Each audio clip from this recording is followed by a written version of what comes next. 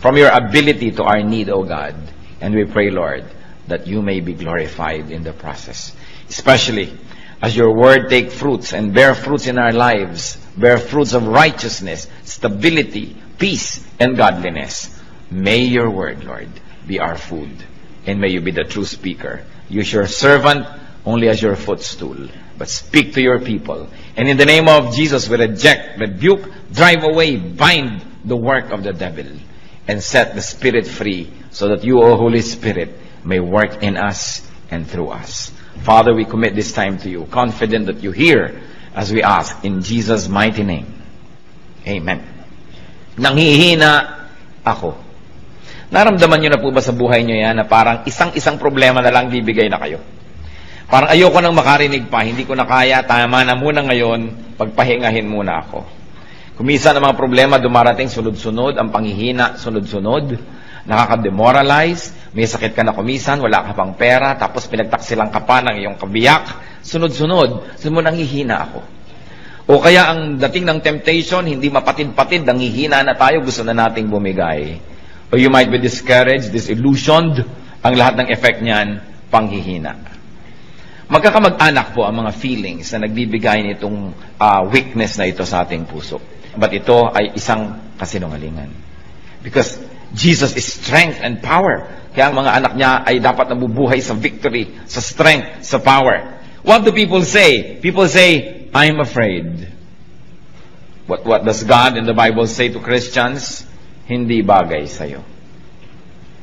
Kung natatakot ang ating mga kapatid, hindi bagay. Sabihan nyo nga katabi nyo, hindi bagay sa'yo ang matatakotin. Diba? Hindi bagay. Bakit? John 14:27, do not let your hearts be troubled and do not be afraid. Madaling sabihin, mahirap ipamuhay, lalo naunahan na tayo ng takot, naunahan na tayo ng pandaraya ng kaaway, at tayo sunod-sunod na ng mga kabiguan ang nangyari. We are made to believe and conditioned to believe that we are no match to the enemy. Indeed, we are no match, but the Lord is our victor, is our champion, who has already won the battle for us. 2 Timothy 1:7, for God did not give us a spirit of timidity, but a spirit of power, of love, and of self-discipline. Yan ang ibinibigay sa atin ng Diyos, spirit of power. Kaya masasabi natin, hindi bagay sa'yo. Kahit mga kapatid, tayo manalamin, nanghihina tayo halimbawa, manalamin kasi mo, anak ka ng Diyos, hindi bagay sa'yo. Sapagkat ang mga anak ng Diyos, kailangan kamukha ng Diyos. Kasi kamukha nga tayo dapat ng Diyos, kawangis, lalong-lalo sa ating kalooban. So brothers and sisters, discipline yourself not to be afraid. It is a matter of habit. Natatakot tayo sa darating, natatakot tayo sa sakit, natatakot tayo sa pagtanda, natatakot sa kamatayan, etc., etc. At kamag-anak po niyan, yung sinasabi mo lagi, I'm worried and frustrated. It's part of being afraid and it's part of being weak. I'm worried. Ano po ang sagot ng Panginoon dyan? You're worried? Cast your cares on me. Cast your cares on me. 1 Peter 5:7, cast all your anxiety on Him because He cares for you. Di po ba kumisan meron tayong panghihina ng loob, may pamamroblema, pero pag nakahinga tayo sa ating kapalagayang loob, kay kapatid, kay kamag-anak, kay kaibigan, lumalakas-lakas ang ating loob. Pero kumisan hindi natin kailangan makipag-date pa, mag-lunch tayo, magkape tayo para lumakas ang loob natin, kasi ang Panginoon is only a prayer away. And through prayer, we can cast all anxieties and cares on the Lord. So kung meron tayong problema, isumbong mo sa Diyos. Nakatutulong kung minsan na may napagsusumbong-sumbongan tayong kapwa-tao, pero tayong nahihinga-hingahan, pero huwag yung magiging kapalit nung tayo na nanalangin at lumalapit sa Diyos. Another complaint of people tungkol sa panghihina, mahina daw ang isip, I am not wise enough. But the Lord answers, I give you wisdom. Huwag kang lagi nagdadahilan na hindi ako marunong, sapagkat nagbibigay ang Diyos ng kaalaman. 1 Corinthians 1:30, Christ Jesus has become for us wisdom from God. Of course, once more, it has a specific meaning, but its general meaning is that we can have wisdom through the Lord. Learn. Hindi dapat lagi nating sinasabi, hindi kasi ako marunong. Kung mga isang buwan na nating sinasabi yan, 1 taon, 10 taon, tama na yun. We've got to learn. At kakambal niyang, I'm not wise enough. Ano pong laging maririnig mo sa mga tao? I don't know what to do. Pero ano pong sinasabi ng Biblia at ano sinasabi ng Panginoon dyan? I know. I will guide you. Proverbs 3, 5-6. Trust in the Lord with all your heart and lean not on your own understanding. In all your ways acknowledge Him and He will make your path straight. So, magtiwala sa Panginoon, huwag sa sarili. Huwag sumandal sa sarili lamang kaalaman sapagkat maaaring yan ay only half-truth, half-lie, or a full lie, or a distorted truth. Sabi, in all your ways, acknowledge Him. Pag hindi po tayo sang-ayon sa kalooban, sa sinasabi, sa turo ng Diyos, doubt your scholarship, but do not doubt God. At kung tayo po ay hindi sang-ayon sa Diyos, siya ang ating sundin, kasi siya yung Diyos, at siya yung tunay na marunong. It is important to acknowledge our lack of wisdom, and then seek God's wisdom. Ano po ang sabi ng mga tao doon sa mga, wala kasi akong alam, clueless ako, wala talaga akong alam dyan sa mga bagay na yan? Ang sagot sa atin ng Panginoon niya, ask me, and I can give you discernment. Kaya yung panalangin sa Psalm 119, verse 1-5, I am your servant, give me discernment. So humihingi ng discernment to know right from wrong. Knowledge po, madali naman yan na makolekta kasi information lang yan But what do you do with knowledge? How do you apply knowledge? Then that becomes wisdom. Paano natin papakinabangan yung alam natin na informasyon? Kaya some people only become more and more knowledgeable but it doesn't make them wiser. Kaya hindi ko mo edukado, marunong sa buhay. Kahit marami kong isang degrees, marami lang alam na information, pero hindi alam i-apply sa buhay yon, walang wisdom. Marami naman hindi nakapag-aral, pero talagang wise. Pag pinakinggan mo, daig pa nag-aral. Kasi magkaiba naman yung knowledge sa wisdom. But wisdom God can give, and discernment God can give. Kaya sa Psalm 119, 1-5, I am your servant, give me discernment. Pero may kondisyon, I am your servant.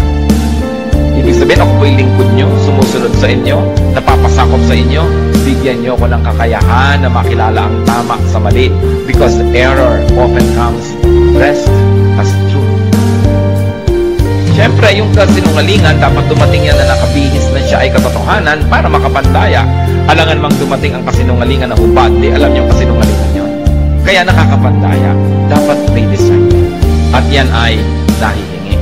Ask God for discernment. Sa pagbabago po ng ating buhay, sa pagbabago ng ating pananaw, importanteng magbago muna ang ating isip at paraan ng ating pag-iisip. Kaya sabi sa Romans 12:2, be transformed by the renewing of your mind. Then you will be able to test and approve what God's will is. His good, pleasing, and perfect will. Yan ang kagustuhan ng Panginoon, tayo mabago. At wala pong nagbabago hanggang hindi mo na nababago ang paraan ng kanyang pag-isip. Kaya ang ating isip ay pinapakain natin ng karunungan na nagmumula sa Diyos. At pagkatapos hinihingan natin ang pagpapala na yung karunungan na yun ay maging at maging wisdom, maging applied knowledge. Kakambal din reklamo ng mga tao niya sa I'm not wise enough, hindi ako marunong. Ang iba excuse na yun. Sa karunungan nga nila, nagkukunwa-kunwang di marunong para hindi maging responsible, para hindi mo asahan at huwag masisi. But the Bible says you can be wise. Hindi bagay sa mga anak ng Diyos ang hindi wise. Dapat ang mga anak ng Diyos ay wise. James 1:5, if any one of you lacks wisdom, he should ask God, who gives generously to all without finding fault, and it will be given to him. Nagbibigay pala ng wisdom ang Diyos. So kung wala kang wisdom, either hindi ka humingi o tinatanggihan mo yung binibigay ng Diyos. Pero kung tayo humihingi at handa tayong tanggapin yon, magkakaroon tayo nun. So we can learn to have wisdom. We can ask for such. And then we can be strong, because to be wise is to be strong. Isa pa pong reklamo sa panghihina, sabihin iba, mahina ang desisyon ko. I don't know what to do. But the Bible says, the Spirit of the Word of God says, I can guide you. Pati nga sa sasabihin ng mga disciples, sabi ng Espiritu ng Diyos, tuturuan ko kayo ng sasabihin. Matthew 10:19, but when they arrest you, do not worry about what to say or how to say it. At that time, you will be given what to say. Yan sabi ng Panginoon, kung darating ang panahon na kayo aarestuhin dahil sa akin, dahil sa aking pangalan, dahil sa pagtuturo nyo, huwag kayong mag-alala kung paano nyo ipagtatanggol ang inyong sarili. Huwag kayong mag-alala kung anong sasabihin nyo. Sa oras na kailangan nyo magsalita, bibigyan kayo ng Espiritu ng Diyos ng mga pinakatamang sasabihin. Kaya mga iba, sabihin mo, mag-Bible study ka, mag-lead. Ay, hindi ko marunong magturo, hindi ko alam sagutin ang mga tanong. O tumurong ka naman, maggawa ka ng ganitong ministry, hindi ko alam ang gagawin. Talaga pong hindi natin alam. Pero ang pangako ng Diyos, if we are His servants, He will give us discernment. Sasabihin natin, Lord, narito na po yung bibig ko, inaalay ko na po sa inyo, kayo po ang magsalita. Narito po ang aking kamay, kayo ang maglingkod through me. Narito ang aking paa, kayo maglakad at pumunta sa gusto niyong puntahan through my body. So I will become a living sacrifice, not a dead one. You can live in me, you can live through me, and you can love through me. That's why we become instruments and channels of God's blessings. Huwag tayong matakot. Ang mahalaga, inaalam natin ang pwede nating alamin. Hindi naman pwede natin sabihin na, oh Lord, kayo na po ang bahala, hindi na ako mag-aaral, wala na akong gagawin, bahala kayo. Nag-aaral pa rin tayo, nagsasanay tayo, at kung darating na yung panahon na kailangan gamitin yon, ang Panginoon ang nagbibigay sa atin ng kakayahan para magamit, maalala, at mabigyan ng tamang korte, hugis at kulay, yung mga dati na nating nalaman para magamit at ilapat sa pangangailangan ng sandaling yon. So we plant, the Lord makes it grow. So nag-aaral tayo, pagkatapos ang Lord ang magbibigay ng kakayahan na i-apply yung ating napag-aaralan. Tungkol pa rin sa panghihina, reklamo po ng marami, I'm so weak. Especially sa pananalig, mahina ang pananalig ko. Nagdadasal ako pero hindi naman ako naniniwalang ibibigay yung dasal ko, lalo't medyo extraordinary, medyo himala ang hinihingi ko, lalo't medyo hindi ko kita yung kasagutan. Kulang ako sa pananampalataya. I'm so weak when it comes to faith. But the Bible says you can be full of power. You know, the first century Christians were known not for their knowledge, but for their power. Pag ipinagpe-pray nila yung mga may sakit, nagagalingan. Pag may mga ginagawa sila, kahit imposible, nagagawa. And you know, the power to forgive, the power to love, that's the greatest power. Hindi po nasusukat yung power sa kaya nyo magbuhat ng mga tone-toneladang bakal, o kaya kaya nyong lumangoy ng milya-milyang dagat, o kaya kaya nyong tumalon mula sa taas-taas ng mga pinanggagalingan. Well, that is strength. It is not power. Ang tunay na power, yung nagmumula sa kalooban. Yung nakakamuhoy ang isang tao, tas naiibig mo pa rin, that's power. Yung mahirap magpatawad, nakakapagpatawad ka, that is power. Yung sa halip na magagalit ka, naiibig mo yung kapwa, nagkakaroon ka ng puwang ng pangunawa sa kanya, that is power. And God gives that power. Ang sagot ng Bible sa mga weak, you can be full of power. Pwede kang mapuspos at mapuno ng kapangyarihan. Kaya hindi sapat yung excuse na I am so weak, because the Bible says you can be full of power. Hindi sapat na tayo ay maging puro bigay na lang ng bigay ng excuse. Luke 17:6, He replied, if you have faith as small as a mustard seed, you can say to this mulberry tree, be uprooted and planted in the sea, and it will obey you. Kung meron daw maliit na pananampalataya, kahit kasing liit man lang ng buto ng mustasa, na mas maliit pa yun doon sa ulo ng aspile, sabi ganon, kahit itong punong ito, utusan mong buhatin ang sarili niya at bunutin at itanim sa tubig, yun ang kanyang gagawin. Siyempre, isa yung talinghaga na sinasabi sa atin, walang imposible sa nananalig. Acts 1:8, but you will receive power when the Holy Spirit comes on you. So, Christianity is all about power. Kaya sinabi natin kanina, hindi bagay sa anak ng Diyos yung mahina. Nanghihina ka man kapatid, dapat sandaling-sandali lang para lang hangin na dumaan, pero hindi dapat ang tagal-tagal. Bakit? Sapagkat naaalala natin kung sino tayo. Tayo yung mga Kristiyano. Naaalala natin kung sino ang tumataguyod sa atin, si Kristo. Naaalala natin kung ano ang nagawa niya at nagagawa at patuloy na gagawin, lumalakas tayo. Kaya hindi bagay sa mga anak ng Diyos ang pinanghihinaan ng loob ng matagal. Paminsan-minsan, dinadapuan ka, parang langaw, ayaw mo man, nadadapuan ka, pero siguro naman nabubugaw mo para hindi magtagal. So, ganun din yung mga espiritu ng panghihina. Pag dumapo at nadayakat ng hina ka, teka, sino ba ako? Anak ako ng Diyos. Sino ba yung nagsusustain sa akin? Si Kristo, na pati ang kamatayan ay kanya nagapi. Sino ba ang kakampi ko? The Lord of Lords, the King of Kings. So, bakit ako ganito? Hindi bagay sa akin. Therefore, the Bible says, you can be strong. 2 Corinthians 12:9. But he said to me, my grace is sufficient for you. Church, read aloud. For my power is made perfect in weakness. Therefore, I will boast about my weaknesses, so that Christ's power may rest on me. Sabi ni Lord, my grace is sufficient for you. My power is made perfect in weakness. Kaya sabihin natin, Lord, weak po ako sa area na yan. Sabi niya, mabuti. Strength ko yan eh. Hindi ka aasa sa sarili mo, umasa ka sa akin at makikita mo magiging strong ka. Lord, 3 araw na ho, weak pa rin ako. Kasi hindi ka umaasa sa akin, umaasa ka sa sarili mo. Lord, weakness na weakness ko po, yung ganyang magagandang mga babae. Sabi Lord, strength ko yan. Umasa ka sa akin. Halika, tuturuan kita, tutulungan kita. Lord, weakness ko po yung pera. Pag pera na pinag-uusapan, talagang nalilito na ako. Kung nasan ang kaliwa at nasan ang kanan. Sabi ni Lord, strength ko yan. Tuturuan kita. Lord, weakness ko po yung magalit. Pagka napoprovoke ako, talagang napakadali kong magalit. Strength ko yan. Makinig ka sa akin, sumunod ka sa akin. Kung yung mga weaknesses po natin, papayagan natin ang Panginoon, doon ay kumilos at punuin yun ang magiging strength natin. Kaya sinabi, when I am weak, then I am strong. Kung yung weakness ko, isusuko ko sa Diyos. Alam nyo kung bakit nagkakandagi-bagi ba ang buhay natin? Dahil sa weakness? Yung weakness, isinusuko kay Satanas. Weakness ko ang pera, tapos sabi ni Satanas, etong pera, sunod ka na agad. Kaya nasisira. Weakness ko ang kagandahan, so eto ngayon dumaan si maganda. Nasira ka na.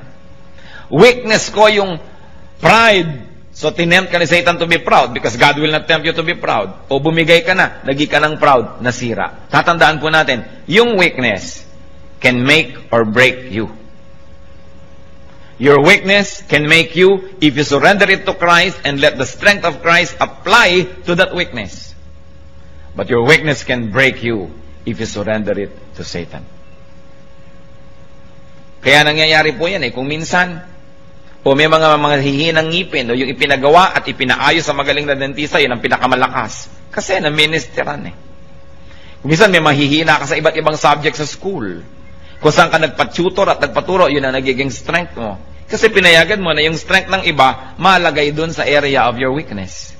That's why if the strength of God is applied to our weaknesses, then we become very strong. Kaya yung po mga mahina, sabihin natin, then I'm strong. I can be strong through Christ. Kaya ang sinasabi dyan, I can do everything through Christ who gives me strength. Weakness makes room for God's power. Hindi ba ganun din yung mag-asawa? O masakit ang pakiramdam ko ngayon, mahina ang katawan ko, ikaw mag-drive. O yung isang nagda-drive. Where I am weak, you are strong. And because I relied on your strength, my weakness became strength. Mahina ako magkwenta, ikaw magkwenta kasi magaling ka sa math. So dahil in-acknowledge mo yung weakness mo, hinayaan mo yung strength ng iba na pumasok sa area na yon, naging strength tuloy. Mahina ako sa pagdisiplina sa mga anak natin, ikaw nga magdisiplina, susuportahan kita, nagiging strength. So ano po ang weakness nyo, kapatid? Ibigay nyo sa Panginoon, magiging strength. Kaya sinabi natin, hindi bagay na mahina ang isang Kristiyano. At tungkol din sa panghihina, pagreklamo ng marami, lanta na ako. No more energy. Hindi ko na kaya, pagod na ako sa pagtuturo, pagod na ako sa ministry, pagod na ako sa pagpapakabanal, pagod na ako sa pagiging mabuti. Mahina na ang katawan ko, mahina na ang espiritu ko. But the Bible says, you can be refreshed. John 4:14, but whoever drinks the water I give him will never thirst. Indeed, the water I give him will become in him a spring of water welling up to eternal life. Sabi ng Panginoon, nauuhaw ka? Dito ka uminom. Ang ipapainom ko sa'yo, pag ininom mo, di ka na mauuhaw uli. Pero Lord, bakit lagi na lang ako nauuhaw? Hindi ka sa akin umiinom. Kasi ang sinabi, pag uminom ka sa aking bukal, hindi ka na mauuhaw muli eh. Pero bakit lagi na lang uhaw ng uhaw yung marami? Lagi na lang lungkot na lungkot, samantala ang Panginoon ay kasiyahan. Lagi na lang takot na takot, samantala ang Panginoon ay stability and security, because we really do not let the power of Christ rule our lives. Kaya ang sabi sa Psalm 1, verses 1 to 3, Blessed is the man who does not walk in the counsel of the wicked, or stand in the way of sinners, or sit in the seat of mockers. He is like a tree planted by streams of water, which yields its fruit in season, and whose leaf does not wither. Whatever he does prospers. So ano man daw ang ginagawa nung tunay na nakasausaw ang kanyang ugat doon sa batis ng Panginoon, kahit anong ginagawa niya ay nagiging mabunga. So paano natin malalaman kung hindi tayo nakasausaw sa batis ng Panginoon? Hindi tayo mabunga. Baliktarin nyo lang. Kasi pagka nakasausaw ka daw, mabunga ka, hindi ka mabunga, di ibig sabihin hindi ka nakasausaw. Hindi po, lagi naman ako sa church. Hindi ibig sabihin, no, nakasausaw na tayo sa tunay na salita ng Diyos. Palabasan naman ako ng Bible, ang dami ko alam na verses. It doesn't follow that we are already godly and we are really drawing strength from the Lord. Kailangan talaga tunay, hindi pakitang tao, hindi panglabas, at hindi pangimbabaw lamang. Lalaliman natin. So, ang mga anak ng Diyos, hindi bagay na lalanta. O ba't ganyan ang itsura mo? Lumong-lumo na ako eh.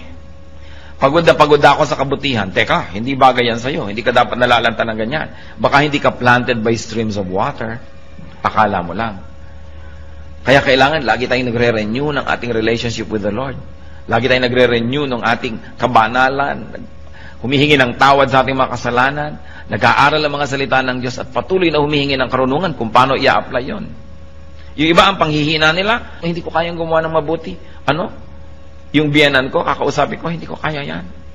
Ano? Tutulungan ko yung mga dating umisulto sa akin, hindi ko kaya yan. Ano pong reklamo ng iba? I cannot afford to do good. Yan ang aking weakness. But the Word of God says, I can give you enough supply, enough strength, so you can afford to do what is good. 2 Corinthians 9, verse 8.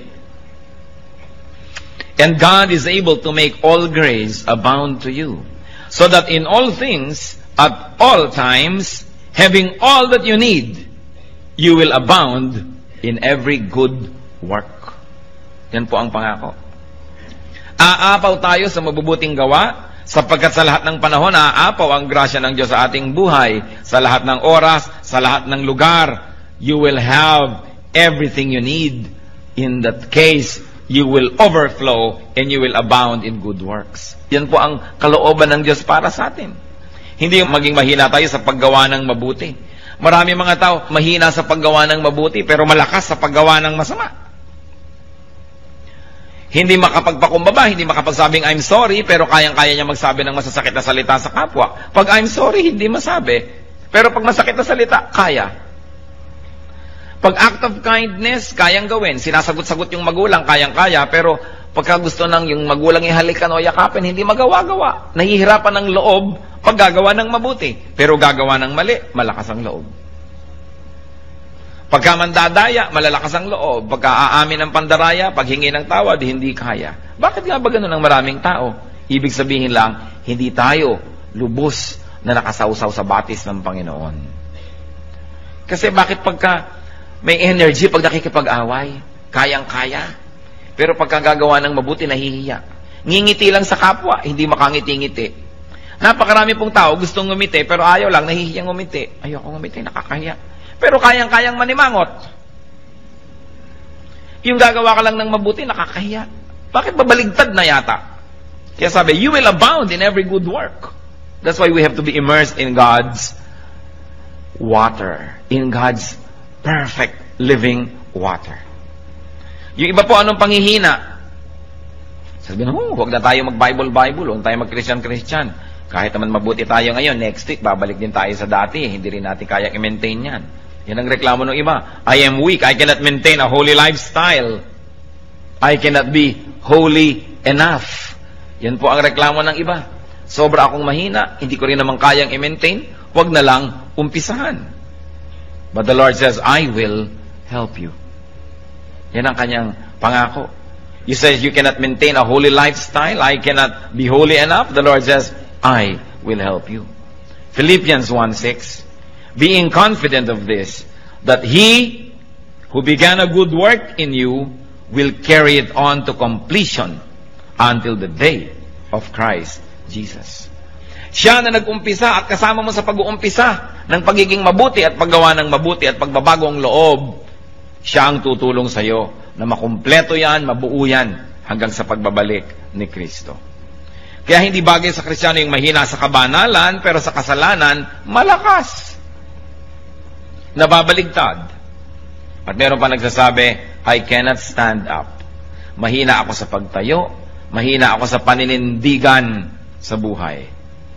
But the Word of God says, I can enable you. Hindi mo kayang tumayo, pero kaya kitang tulungan na tumayo at manatiling nakatayo. Romans 14:4, who are you to judge someone else's servant? To his own master he stands or fall, and he will stand, for the Lord is able to make him stand. Kaya daw nating tumindig sapagkat ang Panginoon ang magbibigay sa atin ng kakayanan. Kaya kaya rin nating manindigan. Weakness, ano po bang ibig sabihin yan? Pag sinasabi nating nangihina ako, merong mga nangyari na sunod-sunod, kaya nakarating tayo sa ganong estado ng panghihina. At isa lang po, ang pinagmumula ng panghihina, yung pag-asa sa sarili lamang. Weakness comes from dependence on yourself alone. Because if you depend on God, your weakness will translate into strength.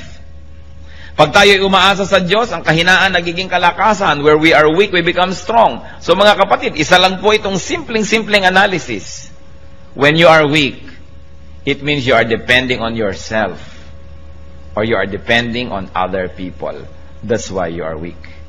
Because the moment you depend on God, and you let God do His mighty will, then your weakness becomes strength. Hindi natin sisisihin ng Diyos. Bakit po mahina ako dito? Pinapabayaan nyo na yata ako. Sabi niya, where you are weak, you will become strong. But you've got to do it my way. You've got to give me space. You've got to let me do what I'm good at doing. And that is to restore you, to strengthen you.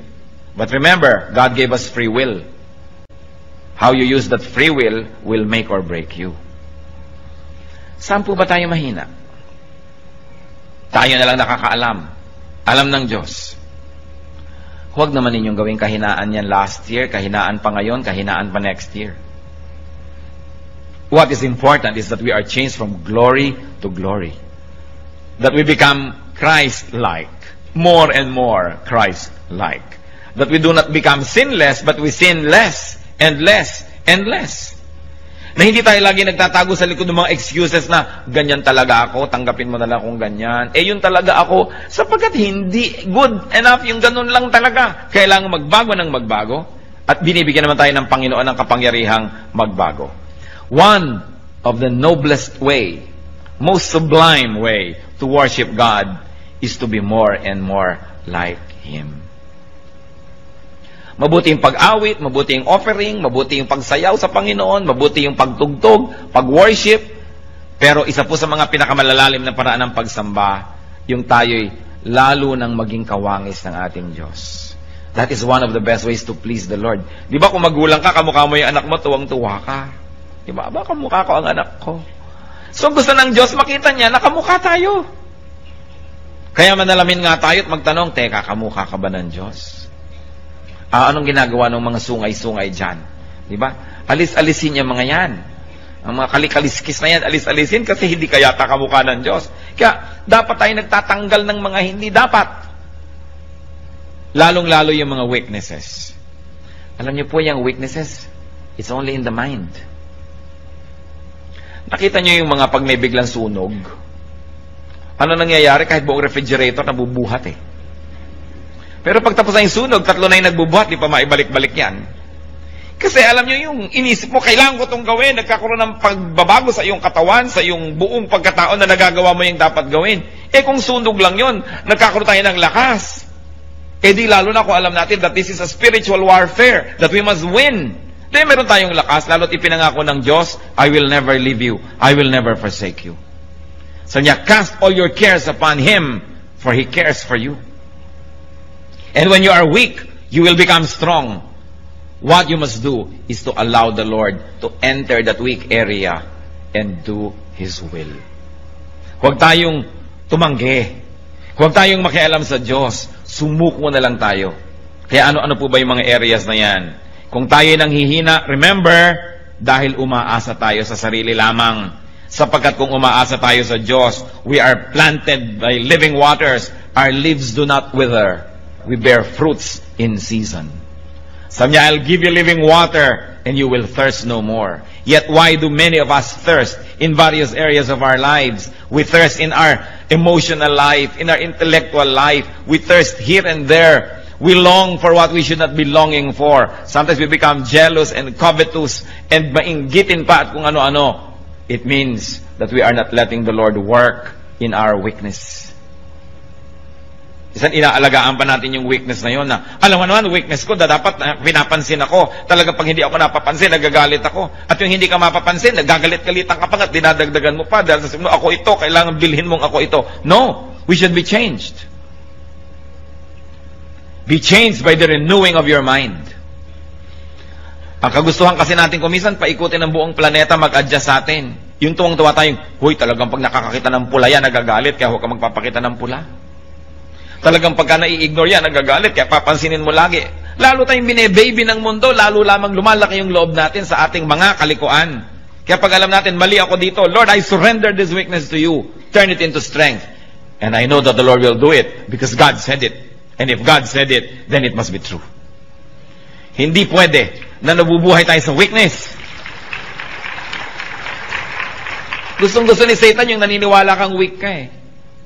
Kasi yung kaya mong gawin, hindi mo na ginagawa, nakumbinsi ka na hindi mo kaya. Alam niyo si Satan, pipigilin niya una na masave ka. Pipigilin niya na ipanganak ka muli, na magkaroon ka ng panibagong buhay. Pag di niya napigil yon, at di naman niya kayang pigilin, kung gugustuhin ng may katawan, di niya mapipigil. Pag di niya napigil yon, ang susunod niyang pipigilin, lumago ka sa pananampalataya. Pipigilin niya yan. Kukumbinsihin ka niya, hindi talagang maramdamin ka, dapat unawain ng mga taong maramdamin ka. Hindi talagang itong weakness mo, hayaan mo nang, yan ay i-maintain mo na, kasi konti lang naman ang weakness mo, dapat weakness mo na talaga yan, tanggapin na lang nila yan. Yan ang mga pandaraya ng kaaway para huwag tayo mag-grow.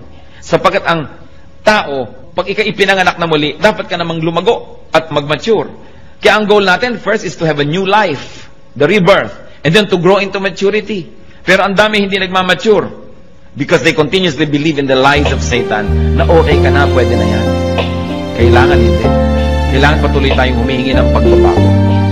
At pag nag-grow ka, nagiging kang strong, anong gagawin ni Satan? Bibigyan ka ng mga kadayaan. Mahina ka, hindi mo kaya.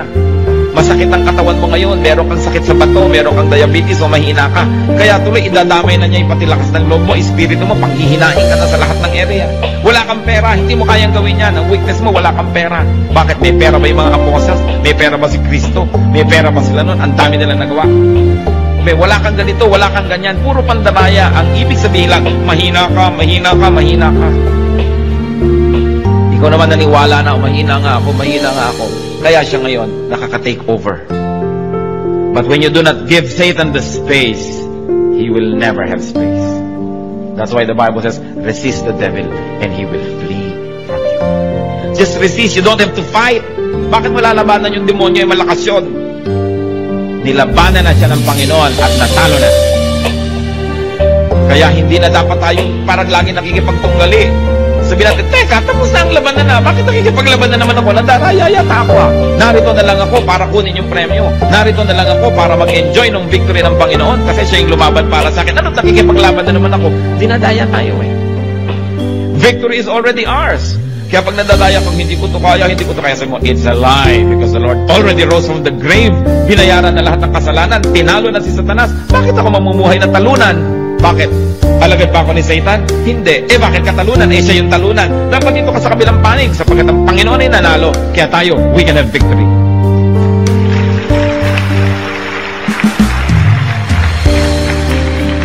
Malaking bagay po kung minsan yung naaalala mo kung sino ka. Meron akong kilala. Napakabuti ng pamilyang nilakihan, mabuti naman yung naging foundation ng kanyang buhay. Sa kalagitnaan ng buhay niya, nalulungi siya sa mga bisyo, nakasama niya mga maling tao, nadala siya ng nadala sa mga putikan at sa mga kasalanan at sa mga kamalian. Naiba siya ng naiba yung pananaw niya sa sarili niya, nawalan siya ng self-respect, nakalimutan niya pati table manners na alam naman niya, nalimutan niya yung pagbibihis ng tama na alam naman niya, kasi hinila siya ng hila pababa ng kanyang environment. Pero minsan nakasakay siya sa jeepney at sa traffic, napag-isip-isip niya kung sino siya, sino pinagdalinan niya. Sa niya, teka, pag tinitingnan ko yung sarili ko, hindi ako ito. This is the distorted version of me. And I was distorted because of the wrong company I kept. I was distorted because of the wrong beliefs I espoused. I was distorted because of the wrong activities that I indulged in. Babalik ako sa aking sarili. Babalik ako sa kung sino ako talaga. At ginawa po niya yon. At nakabalik siya sa kanyang dating status. May paggalang sa sarili, merong dignity, at iginagalang na nila. Tayong mga anak ng Diyos, we are created for holy work. We are created for dignity. We are created for respectability and for fruitfulness. If this is not happening in your life, mag-isip-isip dahil hindi ito ang tunay niyong pagkatao. Tayong anak ng Diyos, ang pagkatao natin, yung pagkatao ni Kristo, yung Espiritu ng Diyos. Kaya kailangan nabubuhay sa buhay natin yan, sa puso natin. Titingnan natin ang mga pinagsasasabi ng ating bibig kung tama sa identity natin, ang ating lifestyle, ang ating ginagawa. We are a royal priesthood, a holy nation, servants of God. Less than that, hindi bagay sa atin. Kaya dapat meron tayong dignity. Hindi hahabol-habol ka ng kahit konting pagtingin, namamalimos ng pag-ibig kahit na isang laang kaluluwa sa impyerno may umibig lang sa'yo. Mateka, iniibig ako ng Diyos. Kung kailangang ibigin mo ko na magkakasala pa ako, habol-habulin lang kita, wag na, sa'yo na ang pag-ibig mo. Hindi bagay sa akin yan. Anak ako ng King of Kings and Lord of Lords. Hindi bagay na isinasangla kong kaluluwa ko magkapera lamang, magkaroon lang ng mga hinahangad ko. Kayang ibigay sa akin yan ng Diyos, God's way, not through Satan's way. Don't live in a lie. You are a child of God. Mahalaga inaalala mo, sino bang magulang ko? Di ba ang Diyos? Hindi naman si Satanas. Ba't ganito nangyayari sa buhay ko? Bakit sinusunod ko si Satan? Mali. Sino tayo? Sabi sa Bible, but you are a holy nation. You are a royal priesthood. You are the children of God, children of light. You are the inheritors of all of God's creation. Seed of Abraham through Christ. Pag naaalala natin kung sino tayo, mamumuhay tayo above all our weaknesses. Mamumuhay tayo na kagalang-galang na paraan. Kung kinakailangang mabawasan yung material blessing na yan, basta maging kagalang-galang tayo, di bale. Pero hindi tayo magpapakahamak, nagpakadusta-dusta, magkaroon lang ng kotse, magkaroon lang ng bahay, magkaroon lang nito. Sapagkat lahat ng bagay na yan, lilipas din. Hindi kailangan na yung espiritu, which is forever, will be sacrificed for something, for some matter, which will decay in a matter of years. It's important to remember who we are. Because when we do, we live according to the true identity. Sasabihin nyo, pero, sino ba ako? Dati naman talaga akong taong putik. Dati naman talaga ako nasa kasalanan. Dati naman, no! 2 Corinthians 5:17, if anyone is in Christ, he is a new creation. The old is gone, the new has come. May bago na tayong pagkatao at dapat tayong mabuhay according to that new person and new personality. Nilimutan ng Diyos yung dati nating mga ginawa, mga kasalanan at mga pagkakamali. Bigyan tayo ng bagong pasimula. Kaya dapat yun na ituloy na natin. Hindi yung sinasabi sa Bible that the seed is washed only to wallow in the mire. Hinugasan na ng hinugasan, pagkatapos babalik din lang sa putik. Nahugasan na tayo, panindigan natin. At hindi tayo dapat magpabalik-balik sa mga kamalian. Huwag kayong magpapadaya that you are weak. Because in Christ, we can do everything. Through faith, we can do anything. Weakness means dependence on oneself. Strength comes from dependence on Jesus. Kaya kung nanghihina, alam natin yon, umaasa sa sarili. Bakit pinanghihinaan ng loob? Ang dami kong gagastusin, wala akong pera sa bulsa. Umaasa ka sa sarili mo. Maaaring bigyan ka ni Lord ng pera, o maaaring alisin niya yung gagastusin, o maaaring bigyan niya ka ng kalakasan para harapin yun. Naku, ano kaya ang gagawin ko pagtanda ko? Paano yan? Wala akong savings, wala yata ako naipon. Umaasa ka sa sarili. Kung umaasa ka sa Panginoon, lalakasan yung loob. Hindi ko yata kayang lutasin ang problema ng pamilya ko. Kasi umaasa ka sa sarili. Sabi natin, Lord, nandito ang pamilya ko. Ipinangako nyo, hindi nyo ako papabayaan. Ipakita nyo sa akin kung paano kayo kumikilos at nang makaka-cooperate ako, makasunod ako, nang masolve ito.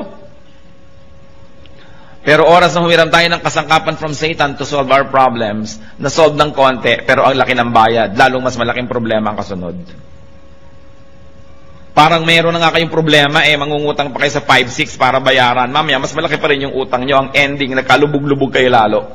Kasi hindi dapat yun ang solusyon Merong gumawa sa inyo ng mali, gagawin nyo rin ng mali para malutas. Ngayon, gagantihan kayo ng anak nun, yung anak niya gaganti naman. Hindi na natapos-tapos. Kung gusto natin na solve ang mga problema natin, wag na wag kayong hihiram ng tool ni Satan. Kung yung kotse nyo may sira, kailangan nyo ng gamit, inaabot ni Satan yung gamit para ang ganda-ganda, bagong-bago, pwede ba sabihin, ayoko. Ba, itong solusyon. Galing sa'yo, ayoko. Kahit kamay ko o ngipin ko o gilagid ko, ipampihit ng tornilyong ito. Hindi ako hihiram na screwdriver sa'yo. Diba? Dahil si Satan ka Hindi ka naman mabuti Hindi ka naman mabait. Sabi ni Lord, you come only to steal, kill, and destroy. Ano't inaabutan mo ako ngayon? Alangan namang love mo ako. Daya yan. Pag kinuha ko yan, may bayad. Wag na. Huwag kayong hihiram ng tool ni Satan dahil lalo niya kayong ilulubog. Yung mga iba dyan, misis, pinagtaksila ng asawa, pastor, kaya magtataksil na rin ho ako. Bakit? Hihiram ka na kay Satan.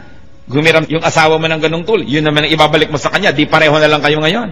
Lalo ka nang nawala ng pag-asang maahon-ahon dyan.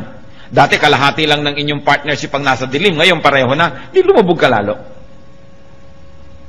Huwag hihiram kay Satan. Pag nanghihina tayo, palakasin lang ang loob kay Satan hihiram. Huwag na huwag. He comes only to steal, to kill, and to destroy. Hindi niya kayo mahal. Kaya huwag kayong padadaya, natatanggap ng anything kasi may bayad yon. Umasa sa Panginoon. Ang sabi niya, I will never leave you. I will never forsake you. At si Jesus, hindi sinungaling. God is only a prayer away. Kung ano man yung mga weaknesses natin na yan, weakness ng ating personality, weakness ng ating espiritu, weakness ng ating katawan, weakness ng ating pag-iisip, God is our strength. At sabi niya, cast all your cares upon me, for I care for you. Aming Diyos, kami po'y lumalapit. Nilalapit na aming puso na kumisan ay dinadalaw ng panghihina. Kadalasan ay nadadaya na rin ng mga kahinaan. Kayo na nakababatid ng kalagayan ng bawat isa. Kayo na nakakakita ng puso namin, Panginoon. Inihahain po namin ang puso namin sa inyo. Hinihingi namin, pakalinisin ninyo. Salain ninyo ang mga kasinungalingan na tinanggap nito at alisin nyo po sa aming puso. At puspusin nyo kami ng espiritu nyo. Espiritu ng kapangyarihan, ng kaliwanagan, ng kabanalan. Lord, hubaran mo po ng mga balat kayo ang mga ginagawa ng kaaway at nang makita namin na ito'y masama. Unmask the work of the devil so that we may recognize it for what it is. And give us the wisdom to know your work apart from the work of the evil one. Huwag na huwag kaming hihiram ng tools from Satan, Panginoon. At sa mga kahinaan namin ito, alam nyo ito, kayong lumikha sa amin. Di pa man kami sinisilang, nasilayan nyo na kami sa sinapupunan ng aming mga ina. At alam nyo, Panginoon, ang mga kahinaan namin. And we ask you, Lord, like empty cups, we fill our hearts to you. Fill our cups with your strength. Fill our hearts with your power. Palitan mo ang mga kahinaan namin ng kalakasan mo, O Panginoong Jesus. At itinataboy namin ang anumang hinihiram naming kalakasang huwad galing kay Satan. In the name of Jesus, we reject all things that we have mistakenly borrowed from the evil one. All methodologies, all tools from Satan, we reject and rebuke in the name of Jesus. At Lord, kami nagbibihis ng iyo pong kapangyarihan. Clothe us with your strength. We are the people of strength because we are your people. As we are your people. As we are your